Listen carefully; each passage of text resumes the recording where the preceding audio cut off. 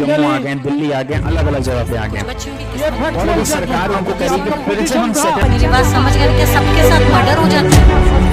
क्या सारी बहुएं जला के मार दी जाती? Hello everyone, my name is Anurag Singh. Welcome to Pahuja Law Academy, and this lecture is for the Haryana ADA scheme of examination and the pattern of examination. ठीक है? So let's start. Now, the Haryana ADA. ठीक है? Now the term ADA stands for Assistant District Attorney. ठीक है?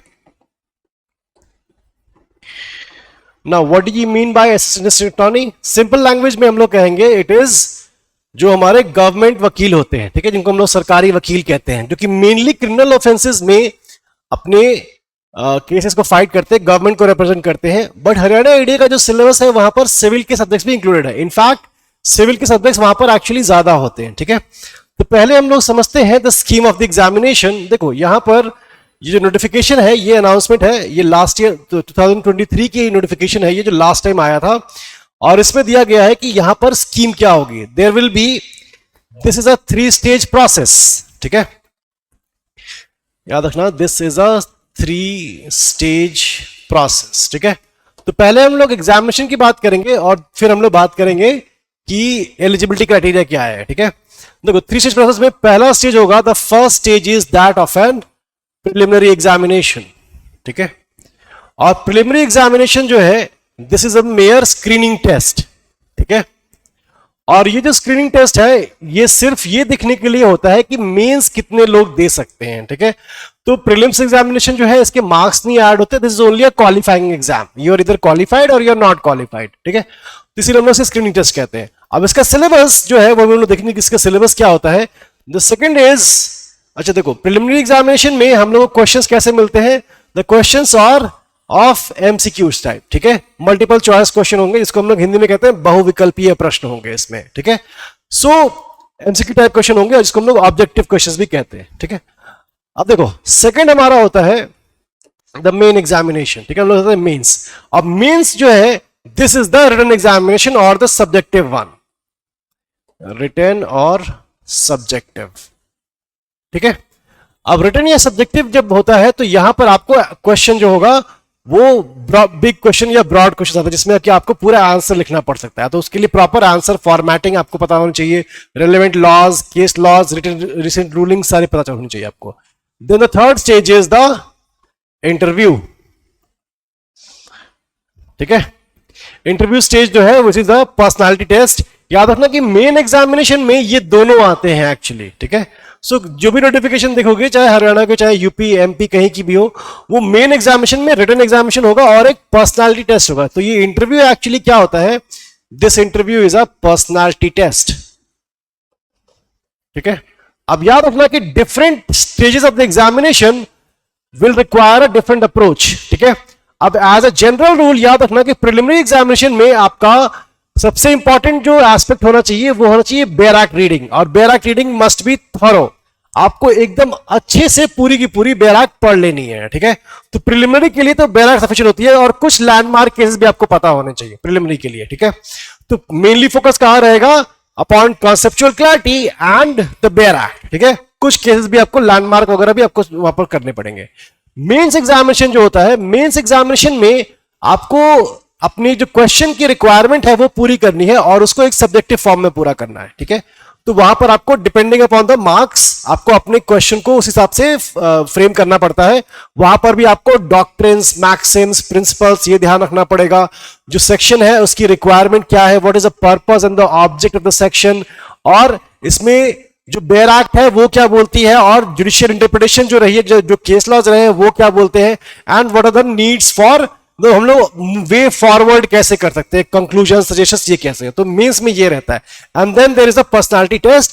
याद रखना कि personality test जो होता है, पर्सनालिटी टेस्ट में आपकी नॉलेज नहीं टेस्ट की जाती, वो नॉलेज तो आपकी प्रीलिम्स और मेंस में टेस्ट हो चुकी है। पर्सनालिटी टेस्ट में आपकी पर्सनालिटी देखी जाती है कि जो भी आपकी नॉलेज है आप उसे किस तरह से प्रेजेंट कर सकते हो। ठीक है, सो आपसे क्वेश्चन जो पूछे जाएंगे कि अगर आपसे कोई नया क्वेश्चन पूछ दिया गया तो आप उसे कैसे हैंडल करते हो, क्रॉस क्वेश्चनिंग की गई या फिर आपके ऊपर कोई प्रेशर में अगर क्वेश्चन पूछा गया तो आप कैसे रिस्पॉन्ड करते हो उस सिचुएशन में, वो that depends upon the personality. ठीक है, तो ये हो गए हमारे 3 stages of the examination in brief, ठीक है। Now let's start with the first stage which is the preliminary exam. याद रखना कि as far as the number of subjects, the law subject and the GS subjects, they are the same for the preliminary as the examination, ठीक है। लेकिन preliminary में हम लोग को कुछ चीजें एक्स्ट्रा भी आती हैं जो कि कहीं और नहीं आता। So let's go through the syllabus of the Haryana ADA. देखो यहां पर हमारा स्कीम और the pattern of the examination देखोगे तो first stage of the examination is the screening test, also known as personality test. अब यहां पर देखो टोटल नंबर ऑफ एमसीक्यूज कितने हमारे 100, ठीक है। अब देखो 100 में ये 2 पार्ट में डिवाइड है, first is civil law and the second one is criminal law. देखो एडीए की जो एग्जाम होता है, या फिर यूपी में एपीओ होगा, एमपी में एडीपीओ होगा, ठीक है, डिफरेंट नेम्स, बिहार में एपीपी कहते हैं उसे। So different names but they are almost the same post, जिसको हम लोग कहते हैं सरकारी वकील होते हैं, ठीक है। हरियाणा इज द वन जहां पर की सिविल भी इक्वली इंपॉर्टेंट है क्रिमिनल में, वरना बाकी स्टेट्स में हम लोग कहते हैं कि आप लोग क्रिमिनल अपना स्ट्रांग रखो। एमपी में, यूपी में, बिहार में कहते हैं क्रिमिनल रखो, और कुछ पुलिस एक्ट, कुछ आर्म्स, एक्सप्लोसिव एक्ट, ये सब भी आते हैं वहां पर, ठीक है। लेकिन हरियाणा में द यूनिक थिंग इज कि यहां पर सिविल लॉ भी आता है। और देखना कि यहां पर सिविल लॉ जो है, सिविल लॉ भी ऐसा नहीं है कि कुछ इजी या सिंपल वाला है। देखो यहां पर भी देखोगे तो code of civil procedure which is the widest and the most complicated one. The second one is the Indian Evidence Act, then the Indian Contract Act, Indian Partnership, Sale of Goods Act and the Hindu Law, ठीक है। अब देखोगे तो यहां पर ये सारे subjects जो है, अगर हम लोग इसमें सोगा और पार्टनरशिप को छोड़ दे, बाकी सारे सब्जेक्ट्स जो है वो मेजर सब्जेक्ट्स हैं। हिंदू लॉ, कॉन्ट्रैक्ट और हमारा एविडेंस एक्ट, सिविल प्रोसीजर सब मेजर है। अब देखो यहां से, ये तो सिविल की बात है, क्वेश्चन जो होते हैं वो क्रिमिनल से भी रहेंगे और वहां पर आईपीसी, सीआरपीसी एंड एविडेंस से क्वेश्चन आएंगे। याद रखना कि एविडेंस एक्ट यहां पर भी है और एविडेंस एक्ट यहां पर भी है। सो एविडेंस की इंपॉर्टेंस बढ़ जाती है हमेशा। हाँ, सिलेबस में ये तो है ही, लेकिन देखो ये हो गए हमारे 80% क्वेश्चंस। यहां पर क्लियरली इंडिकेटेड है कि 80% क्वेश्चंस जो है वो लॉ से होंगे, और वो होगा हमारा civil law and criminal law. But then there will also be questions from, देखो क्या लिखा है, general awareness, general mental ability, comprehension, logical reasoning and analytical ability. और यहां पर कभी कभी बेसिक न्यूमरेसी, डीआई के भी क्वेश्चन आ सकते हैं। In fact history, geography, polity, economy and culture of Haryana से भी क्वेश्चन आ सकते हैं, ठीक है। सो ये वाला पार्ट जो है ऑल द 20% है, 80% तो आपका लॉ ही होना है, 20% जो है अदर पार्ट है। बट 20% अदर पार्ट को इग्नोर मत करना, बिकॉज यही गलती सब लोग करते हैं कि ये 20% वाले अदर पार्ट को वो इग्नोर कर देते हैं, ठीक है। ऐसे ही गलती मत करना, give equal times to both, ठीक है। अब क्वेश्चन जो है वो 2 मार्क्स, सॉरी क्वेश्चन 2 आवर्स के होंगे, एक क्वेश्चन 1 मार्क्स का होता है। एंड थैंकफुली यहां पर कोई negative marking, sorry negative marking है यहां पर। Negative marking is 1/4 mark for each wrong answer, ठीक है। यहां पर each question shall have 5 options. तो हम लोग जनरली एमसीक्यूज में 4 ऑप्शंस देखते हैं, बट यहां पर कितने 5 ऑप्शंस है हमारा, ठीक है। 5 ऑप्शंस जो है, आपको अगर 4 में से कोई एक ऑप्शन चूज नहीं करना तो आप 5th ऑप्शन को चूज कर सकते हो, अगर आपको वो क्वेश्चन छोड़ना है। देखो अगर आपने क्वेश्चन में कुछ भी 5 ऑप्शन है, 4 आपके आंसर से रिलेटेड होंगे, और नंबर 5 जो होगा आपको ये बोलना पड़ेगा कि I don't want to attend this question, ठीक है, अनअटेम्प्टेड होगा। अगर आपने कोई भी मार्क नहीं किया तो वो अटेम्प्टेड में काउंट हो जाएगा, ठीक है, याद रखना। इसीलिए हम लोग कहते हैं कि आपको वहां पर 5th ऑप्शन जो करना होगा, ठीक है। In a case a candidate neither attempts a question nor darkens the 5th option above, then 1/4 mark will be deducted for each such question, ठीक है। अगर आपने 5th ऑप्शन डिडक्ट नहीं किया, मार्क नहीं किया, तो वो एक रॉन्ग आंसर की तरह ट्रीट किया जाएगा। देखो ये जो पोर्शन लाया गया है, ये क्यों लाया गया है, for checking the unfair means. कई बार लोग क्या करते थे, अनफेयर मीन्स से अपना एग्जाम क्वालिफाई कर लेते थे, उससे कि क्वेश्चंस जो है उसमें तुक्का लगा करके वो आगे बढ़ जाते थे। कई बार वो क्वेश्चन छोड़ देते थे ये इंडिकेट करने के लिए कि ये वाला मेरा पेपर है, तो वो खैर वहां नहीं जाते हम लोग। बस देखो यहां पर हम लोग को ये देखना है कि स्क्रीनिंग टेस्ट में सिक्योर करना पड़ेगा मिनिमम 25% मार्क्स, और आगे के प्रोसेस के लिए वो लोगों को 25% मार्क्स चाहिए होंगे, और सबके लिए कैटेगरी वाइज बनेगी। अब देखो मार्क्स ऑब्टेन जो है स्क्रीनिंग टेस्ट में will not be counted for final selection, क्योंकि ये फिर शॉर्ट लिस्टिंग के लिए है और किसी चीज के लिए नहीं है। तो प्रीलिम्स में हम लोगों को एमसीक्यूज बेस्ड क्वेश्चन मिलेंगे, 100 क्वेश्चंस रहेंगे, 80 क्वेश्चंस आपके लॉ के रहेंगे, 20 जो है वो कुछ हिस्ट्री, पॉलिटी, ज्योग्राफी इनसे रहेंगे, और कुछ हमारे रहते हैं मैथमेटिकल वाले, वो भी डीआई वगैरह से रहते हैं, बेसिक न्यूमरेसी से, बट वो बहुत ही बेसिक लेवल का, बहुत कॉम्प्लिकेट कोई क्वेश्चन नहीं होता। अब क्वेश्चंस का लेवल क्या होता है? Well, the level of questions is moderate, ठीक है, मॉडरेट लेवल का क्वेश्चन पेपर होगा। मेजॉरिटी ऑफ द क्वेश्चंस आपके मॉडरेट होंगे, ठीक है, लेकिन याद रखना कि क्वेश्चन पेपर को आप एक्चुअली 3 पार्ट्स में डिवाइड कर सकते हो। पहला वो वाला पार्ट जो इजी पार्ट होता है, जो कि 10 से 15 क्वेश्चन आपके इजी रहते हैं हमेशा। देन वो पार्ट जो कि मॉडरेट लेवल करता है, तो 50 to 60 क्वेश्चंस आप मॉडरेट लेवल में लेके चल सकते हो। एंड देन लास्ट में हम लोग देखते हैं अगेन 20 क्वेश्चंस हम लोग सकते हैं जो हमारा टफ क्वेश्चंस होते हैं, या ठीक है, वो टफ क्वेश्चंस जो होते हैं वो कई बार हम लोगों को अटेम्प्ट नहीं करना अगर, तो 5th ऑप्शन आप मार्क कर सकते हो वहां पर, ठीक है। देखो ये जो 3 पार्ट हम लोगों ने डिवाइड किया, एग्जाम में जब तुम लोग पेपर दोगे तो वहां पर भी तुम्हें यही 3 चीजें दिखेंगी, आपका इजी, मॉडरेट, टफ, ठीक है। याद रखना कि इजी सबको आता है, मॉडरेट भी मैक्सिमम लोगों को आता है, लेकिन मॉडरेट में जो अपनी एक्यूरेसी लेवल ज्यादा अच्छा रखेगा ना, बिकॉज कई बार क्या होता है कि आपको आंसर आते हुए भी you point the wrong answer, ठीक है, वहां पर पॉइंट आउट कर दोगे गलत आंसर, तो वो आपका नेगेटिव में चलाता है। तो मॉडरेट लेवल में आपको अपनी एक्यूरेसी अच्छी रखनी है, ठीक है, गलत आंसर मार्क नहीं करना। अगर नहीं कॉन्फिडेंस आ रहा तो आप 5th ऑप्शन मार्क कर सकते हो। टफ लेवल वाला क्वेश्चन तभी अटेम्प्ट करना when you are quite sure कि मेरा सिलेक्शन नहीं हो रहा है, बिकॉज जब नहीं हो रहा है तो let me take the chances, ठीक है। वरना टफ क्वेश्चंस को मैं कहूंगा तब तक टच मत करना जब तक कि अगर तुम्हारा सिलेक्शन हो रहा है, तुम्हारा पेपर तुम्हें लग रहा है कि अच्छा हो रहा है, तब तक टफ क्वेश्चंस को टच मत करना, ठीक है। अब देखो क्वेश्चंस का लेवल यही रहेगा, इजी, मॉडरेट एंड टफ।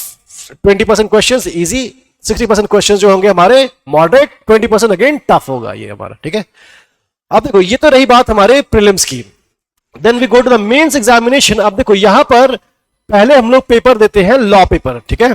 अब देखो यहां पर हमारा सिविल लॉ का भी देखो सिलेबस जो है प्रीलिम्स और मेंस का लॉ पेपर का सेम है, ठीक है। सिलेबस में देखोगे वही सीपीसी, एविडेंस, कॉन्ट्रैक्ट, पार्टनरशिप, सोगा, हिंदू लॉ। वहां पर मुस्लिम लॉ नहीं है, यहां पर Mohammedan law and customary law add हो जाता है मेंस में आकर के, प्रीलिम्स में मोहम्मदन लॉ नहीं है, ठीक है। That is the only change, वरना बाकी सारे लॉ पेपर्स में देखोगे तो IPC, CrPC and Indian evidence act है।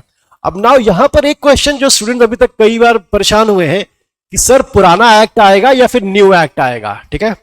नाउ अभी तक जो ट्रेंड चल रहा है, there has been no clarity कि पुराना वाला एक्ट आएगा या फिर नया वाला एक्ट आएगा, ठीक है। नाउ कई स्टेट्स अभी भी पुराना वाला ही पूछ रहे हैं, कुछ स्टेट्स न्यू वाला पूछ रहे हैं, और कुछ स्टेट्स ने दोनों को हाइब्रिड कर दिया है। ऐसे रिसेंटली जो गुजरात का पेपर हुआ था, गुजरात में उन लोगों ने पुराने वाले के सेक्शंस और नए वाले के सेक्शंस दोनों इंडिकेट कर दिए हैं वहां पर, ठीक है। ऐसे ही राजस्थान में पुराना नया दोनों आ रहा है। अभी यूपी एपीओ में देखोगे तो सर झारखंड एपीओ जो है वो पुराना ही आ रहा है, हिमाचल में पुराना ही आया था। तो अभी देयर इज नो क्लैरिटी कि हरियाणा वाले क्या करेंगे, कि ये नया लेकर के आएंगे, नया वाला जो एक्ट है, या फिर पुराने वाले। My guess is, and it is just a guess, it is a speculation, कि वो पुराना वाला ही पूछेंगे, नया वाला नहीं पूछेंगे, ठीक है। That is just a guess, but ठीक है। सो अब देखो यहां पर आईपीसी, सीआरपीसी और एविडेंस, देखो तुम लोग देख पा रहे होगे कि क्रिमिनल लॉ जो है वो और सिविल लॉ यहां पर इक्वली इंपॉर्टेंट रखना है। बिकॉज देखो दूसरे एडीएस में क्या होता है, या एडीपीओ का एग्जाम हो या एपीओ का एग्जाम हो, वहां पर आपको बहुत ज्यादा फोकस रखना पड़ता है क्रिमिनल लॉ पे। क्रिमिनल लॉ बहुत ज्यादा इंपॉर्टेंट होता है। एडीए, हरियाणा एडीए की बात करें तो यहां पर सिविल भी उतना ही इंपॉर्टेंट है जितना कि क्रिमिनल है, ठीक है। तो give equal importance to civil as well as criminal, ठीक है।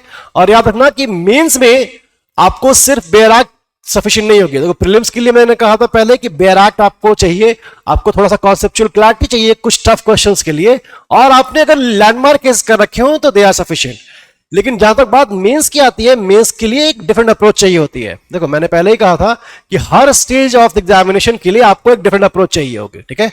प्रीलिम्स के लिए बेयर एक्ट आप करो, कॉन्सेप्चुअल क्लैरिटी रखो, और लेटेस्ट केस लॉ या लैंडमार्क केस लॉ को रिवाइज करते रहो, दैट इज इट, ठीक है। रिवाइज रिवाइज रिवाइज जितनी बार करते हो उतना अच्छा। दूसरा, मेंस एग्जामिनेशन के लिए आपको कॉन्सेप्चुअल क्लैरिटी और बेयर एक्ट तो रखनी ही है, बट उसके साथ ही आपको डॉक्ट्रिन्स, मैक्सिम्स, प्रिंसिपल्स और उनका एक्सप्लेनेशन, उसके जो कीवर्ड्स है, उनके पीछे जो मीनिंग है, अंडरलाइंग जो वो है, सब लोग कहते हैं underlying reason for the enactment of the section क्या है, वो सारी चीजें भी आपको ध्यान रखनी पड़ती है यहाँ पर, ठीक है। Well the good thing is कि सिलेबस इतना वास्ट है, इसीलिए वो किसी एक पर्टिकुलर सब्जेक्ट से बहुत डीप क्वेश्चन नहीं पूछ पाते, ठीक है। बिकॉज मान लो देखो CPC itself very big, but CPC के साथ वहां पर और भी सारे सब्जेक्ट्स हमारे यहां पर है, एविडेंस, कॉन्ट्रैक्ट, पार्टनरशिप, इसीलिए वो सीपीसी में बहुत डीप नहीं जा सकते। तो सिलेबस बड़ा होने का फायदा ये हो जाता है कि आप हर सब्जेक्ट के जो इंपॉर्टेंट टॉपिक्स है वो इंपॉर्टेंट टॉपिक्स जो है आपको पढ़ के चले जाना है, ठीक है। और प्रीलिम्स जहां तक बात है, प्रीलिम्स में तो क्लियर हो जाएगा, मेंस में आपको उन इंपॉर्टेंट टॉपिक्स के लिए आंसर पहले ही प्रिपेयर कर लेना है। जैसे देखो सपोज कि अगर मैं पेपर देने जाऊं और मुझे सीपीसी के टॉपिक्स पढ़ने हैं, तो मैं पिक करूंगा मेन टॉपिक्स। जैसे हमारा कौन सा होगा, ज्यूरिसडिक्शन, मैं एक वो उस पर एक आंसर प्रिपेयर कर लूंगा, रेस जुडिकाटा पे प्रिपेयर कर लूंगा, रेस्ट ऑफ जुडिस पे, फॉरेन जजमेंट पे, ऑर्डर 2 रूल 2 पर, ऑर्डर 6 पर, ऑर्डर 7 रूल 11 पर, ऑर्डर 6 रूल 17 पर। इन सब जो मेन टॉपिक्स हैं, ठीक है, रिवीजन, रिव्यू, इन सब पे अपील, इन पर पे एग्जीक्यूशन, जितने भी मेन टॉपिक्स हैं, हर एक मेन टॉपिक की बैराक और उनके ऊपर आंसर प्रिपेयर कर लूंगा, ठीक है। And the best book is Takwani, ठीक है। याद रखना कि सीपीसी के लिए आपको कुछ और करने की जरूरत नहीं है, Takwani is the best book, ठीक है। So just to give you an example कि आपको मींस की कैसे प्रिपरेशन करनी है, ठीक है। Similarly there is the evidence act and the contract act. अब देखो सेम अगर मैं एविडेंस एक्ट की बात करूं, याद रखना कि एविडेंस सिविल में भी है और क्रिमिनल में भी है।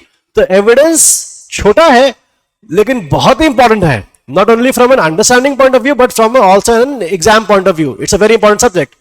और इसीलिए एविडेंस के लिए भी मैं टॉपिक वाइज लिस्ट अपनी बना लूंगा। जैसे मैं एडमिशंस और कन्फेशंस पर एक पूरा टॉपिक अपना आंसर प्रिपेयर कर लूंगा, ठीक है। Fact and issue and relevant facts पर एक पूरा अपना आंसर प्रिपेयर कर लूंगा, ठीक है। ऐसे ही मैं और भी चीजें कर लूंगा, जैसे कि कुछ पर्टिकुलर टॉपिक से डाइंग डिक्लेरेशन में मैं टॉपिक अपना एक आंसर प्रिपेयर कर लूंगा अच्छे से, ठीक है।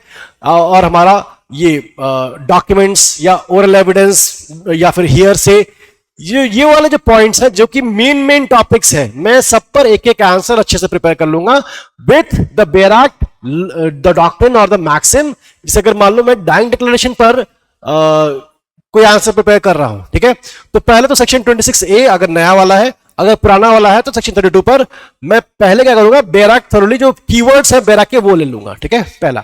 दूसरा, उस डॉक्ट्रिन, उस सेक्शन के पीछे जो डॉक्ट्रिन है, जैसे हमारी डॉक्ट्रिन है डॉक्ट्रिन ऑफ नेसेसिटी, और एक प्रिजम्पशन की a dying man, a man who is dying will not meet his maker with a lie on his lips. ये हो गई वो मैक्सिम जिनके ऊपर ये डाइंग डिक्लेरेशन बेस्ड है। देन डाइंग डिक्लेरेशन में डॉक्ट्रिन ऑफ नेसेसिटी क्यों है, बिकॉज डाइंग डिक्लेरेशन में हम लोग हमेशा देखते हैं सेक्शन 32 में कि that person is not available for his cross examination, इसीलिए नेसेसरी है कि हम लोग उसी की स्टेटमेंट को वहीं पर काउंट करना पड़ेगा हम लोगों को।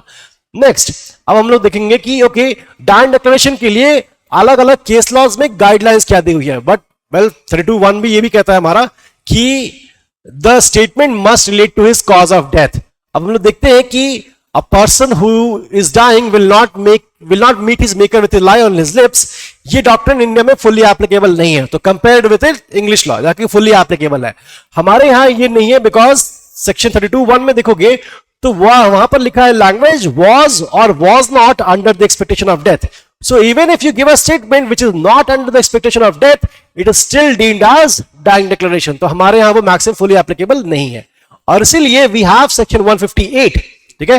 158 सेक्शन जो है इसे हम लोग डायरेक्टली पढ़ते हैं सेक्शन 32(1) के साथ, बिकॉज जब डाइंग डिक्लेरेशन आपने पढ़ लिया तो याद रखना कि डाइंग डिक्लेरेशन को अगर प्रूव कर दो आप, तो प्रूव करने के बाद एक अपॉर्चुनिटी दी जाती है टू डिसप्रूव इट, ठीक है, any fact which is contrary to the dying declaration, ठीक है, वो हो गया 158।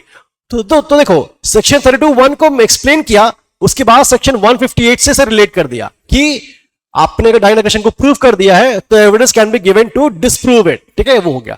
Now I will go to the case laws कि यहां पर प्रिंसिपल्स या फिर हम लोग को गाइडलाइंस क्या फॉलो करनी चाहिए कि डॉक्ट्रिन की अगर डाइंग डिक्लेरेशन है तो रिकॉर्ड बाय अ डॉक्टर और preferably a person who is educated, वो लोग जिस लैंग्वेज में हो रहा है उसी language there should be no tutoring, ठीक है।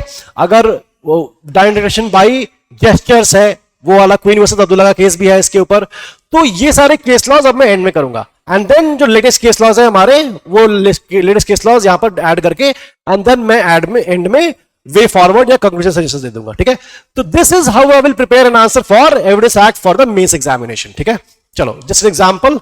नाउ अब हम लोग चलते हैं आगे वाले पेपर्स पर। देखो ये जो पेपर होता है ये तो 150 मार्क्स का होगा।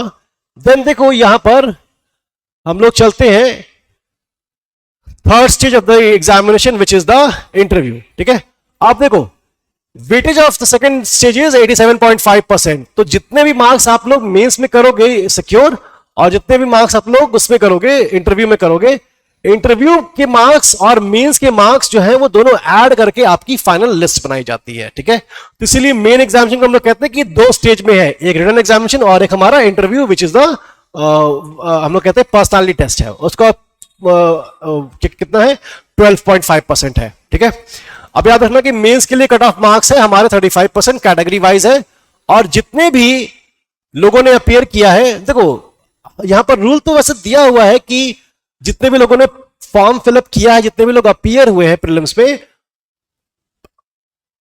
उसके बेसिस पर हम लोग प्रीलिम्स का रिजल्ट डिक्लेयर नहीं करते। कैसे करेंगे, जितने भी सीट्स उस बार हैं, जैसे मान लो कि 50 सीट्स हैं, तो 50 का वो ट्राई करते हैं कि 12 to 13 टाइम्स उतने लोग मेंस दें जितनी सीट्स है।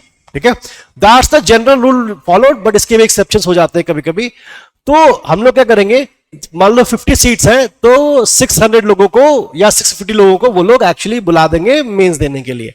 जितने भी लोगों ने मेंस दिया है उसमें से सीट्स के अकॉर्डिंग ट्वाइस या 2.5 टाइम्स उतने लोगों को इंटरव्यू के लिए बुलाया जाता है। तो यानी कि 100 या 150 लोगों को इंटरव्यू के लिए बुलाया जाएगा। ठीक है, तो कट ऑफ जो है वो डिपेंड करती है। याद रखना कि कई बार लोग पूछते हैं कि सर जनरल कट ऑफ कितनी जाती है, या फिर एग्जामिनेशन में एवरेज कट ऑफ कितनी है।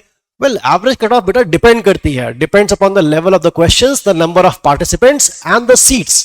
तो इसीलिए कभी भी कोई भी अगर ये कहता है कि इतनी कट ऑफ रहेगी, वेल यस हो सकती है, बट आप फॉर श्योर कभी नहीं कह सकते कि इतनी कट ऑफ होगी। ठीक है, it depends upon the level of questions in that exam. अगर पेपर बहुत टफ आ गया तो कट ऑफ नीचे चली जाती है। ठीक है, दूसरा कि अगर मान लो कैंडिडेट्स ही कम आए तो वहां पर भी कट ऑफ कम चली जाएगी, कट ऑफ कम हो जाएगी। और अगर मान लो कि सीट्स ज्यादा है तो वहां पर भी कट ऑफ कम चली जाती है। अब इसका एग्जैक्ट ऑपोजिट भी ट्रू है कि अगर सीट्स ज्यादा है तो सीट्स अगर कम है तो वहां पर भी कट ऑफ हाई चली जाएगी। ठीक है, सो कट ऑफ के लिए बहुत ज्यादा प्रेशर में मत रहना, अपनी प्रिपरेशन अच्छी से करो, बिकॉज चाहे जितनी भी सीट्स आए तुम्हें एक ही सीट चाहिए वहां पर। ठीक है, you are appearing for yourself and no one else. ठीक है, तो याद रखना कि हरियाणा एडीए के लिए जो पेपर है, अब जो स्पेकुलेशन आ रही है कि ये कब होगा paper, when is the examination, well अभी तक कोई श्योरिटी या कोई क्लैरिटी नहीं आ रही है, बट वी आर एक्सपेक्टिंग कि somewhere in the fourth quarter of this year 2025 ADA का पेपर आएगा। ठीक है, but some people are saying कि इवन बिफोर दैट भी आ सकता है, अगस्त सितंबर में भी आ सकता है, एज नियरली 1 or 2 months ऐसा भी आ सकता है। But seeing the general pattern, I don't think कि बिफोर विंटर्स यानी कि दिसंबर से पहले ये आएगा। ठीक है, but you never know, because Haryana ने कई बार अचानक से भी पेपर ले लिया है। But yes, keep preparing. याद रखना कि नोटिफिकेशन का वेट मत करना कि नोटिफिकेशन आ जाएगी और उसके बाद प्रिपरेशन स्टार्ट करेंगे, नहीं, आप अपनी प्रिपरेशन जो है अभी से स्टार्ट कर दो। गो through the back year papers. देखो कोई भी एग्जाम को देने से पहले PYQs लगाओ उसके। ठीक है, और एडीए का अगर हो तो एडीए वाले तो लगाओ ही, जो हरियाणा के जुडिशरी वाले क्वेश्चंस आए हैं वो भी सॉल्व करो, बिकॉज उससे आपको एक पैटर्न या लेवल पता चल जाएगा और कौन सा फोकस एरिया है ये पता चल जाएगा कि किस पर्टिकुलर एरिया से। मान लो कि मैं सीआरपीसी पढ़ रहा हूं तो सीआरपीसी तो मैं पूरा पढ़ जाऊं, 484 सेक्शन पूरे पढ़ जाऊं, लेकिन अगर मैं देख रहा हूं कि एग्जाम में क्वेश्चन इन्वेस्टिगेशन से ज्यादा आ रहे हैं या फिर इंक्वायरी से ज्यादा आ रहे हैं या फिर ट्रायल से ज्यादा आ रहे हैं, तो लेट्स से कि ट्रायल से ज्यादा आ रहे हैं, तो मैं जब सीआरपीसी पढ़ूंगा तो ट्रायल पर फोकस रखूंगा। तो सीआरपीसी पढ़ करके और क्वेश्चंस मत सॉल्व करना, पहले क्वेश्चंस देख लेना एंड देन सीआरपीसी पढ़ना। ठीक है, इससे आप एग्जाम ओरिएंटेशन में अपनी प्रिपरेशन जो है वो कर सकते हो। तो that's the approach you should take. तो पहले PYQs कर लेना पूरे हरियाणा एडीए के, और इनफैक्ट मैं कहूंगा जुडिशरी वाले भी क्वेश्चंस वहां पर देख लेना, बिकॉज सिविल के भी क्वेश्चंस यहां पर भी और वहां पर भी आते हैं। ठीक है, अब देखो मेंस में जो क्वेश्चन आते हैं एनालिटिकल नहीं होते, most of the time it is very straight forward. कभी कभी डीजीएस के क्वेश्चंस भी रिपीट हो जाते हैं वहां पर। ठीक है, और इसीलिए कह रहा हूं कि PYQs एक बार देख लेना, because PYQs are a very good guide कि किस तरह के क्वेश्चंस आप एग्जाम में एक्सपेक्ट कर सकते हो। ठीक है, और हाँ मैं फिर से कहूंगा नोटिफिकेशन आने का वेट मत करना। If you really want to qualify this exam, आप अभी से पढ़ना स्टार्ट कर दो, और अगर अभी से पढ़ोगे तो याद रखना कि जब नोटिफिकेशन आती है उसके बाद सभी पढ़ते हैं, जो अभी पढ़ रहा है ना वही डिफरेंस लेकर के आएगा, बिकॉज जो लोग पहली बार पढ़ रहे होंगे या दूसरी बार पढ़ रहे होंगे तुम ऑलरेडी 2-3 बार रिवाइज कर चुके होगे, और उस टाइम के पहले तुम बस रिवाइज करोगे। ठीक है, and that is the key to examination. But still मैं कहूंगा कि जब भी रिवीजन करो अपने साथ में आप एमसीक्यूज भी सॉल्व करते रहो, ठीक है। कोई भी टॉपिक पढ़ो, जैसे मान लो मैं सीआरपीसी पढ़ रहा हूं या एविडेंस पढ़ रहा हूं, सपोज कि अभी मैंने एग्जांपल लिया था डाइंग डिक्लेरेशन का। जैसे ही मैं डाइंग डिक्लेरेशन पढ़ूंगा एविडेंस में, मैं तुरंत जाकर के देखूंगा कि पीवाईक्यूज में किस तरह के क्वेश्चंस आए हैं डाइंग डिक्लेरेशन से, ठीक है। उसके उल्टा भी कर सकता हूं कि डाइंग डिक्लेरेशन पढ़कर, सॉरी एमसीक्यूज करके और फिर डाइंग डिक्लेरेशन पढ़ूं, बट साथ साथ करना ज्यादा अच्छा अप्रोच होता है, ठीक है। और करके मैं तुरंत रिवाइज करूंगा। एमसीक्यू सॉल्व करने से दो चीजें होती है, एक रिवाइज बहुत अच्छा हो जाता है और दूसरा आपका कॉन्फिडेंस लेवल बूस्ट हो जाता है, बिकॉज आपको लगता है कि ये तो क्वेश्चन आया हुआ था और मैंने कर लिया एक बार में ही, ठीक है।